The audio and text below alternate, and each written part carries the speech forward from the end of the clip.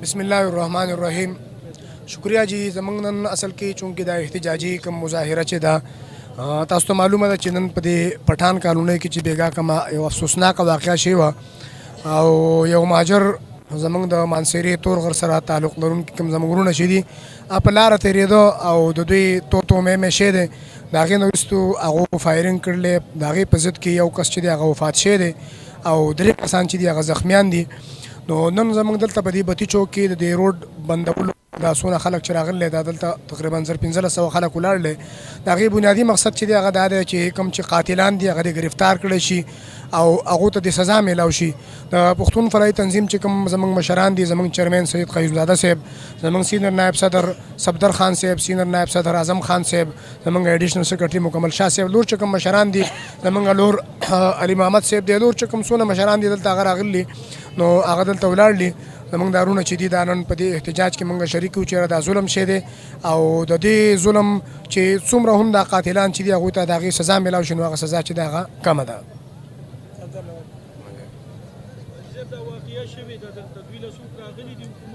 حکومت والا خو جي او دا متعلقه چې کوم ډي اس پي دی دا راغلی سچوګان راغلي او کوم چې دلته ډي پي او دی زاهد نواز مروت د شیخ پوري هغه سره وختي سهار زما خبرې شوې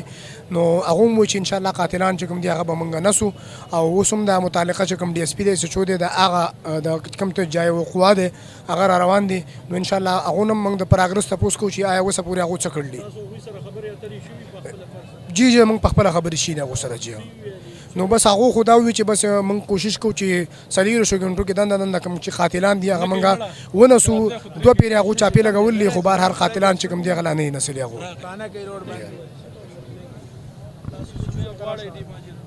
جی زه خو دا ویل غواړم چې دا تاسو ته معلومه ده چې په 2 بجې د دې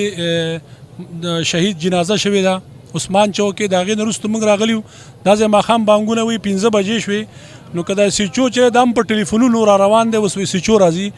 او ډي اس پي چې دی هغه وایي زه بیزی یم کرسچنو څه پروګرام دی نو هغوی له کرسچنو پروګرام مخکې دی او دا پروګرام هغه وروستو کړلی نو موږ لاش دلته کې ایښودی دی موږ مظاهره کوو او موږ د حکومت وخت نه مطالبه کوو چې زموږ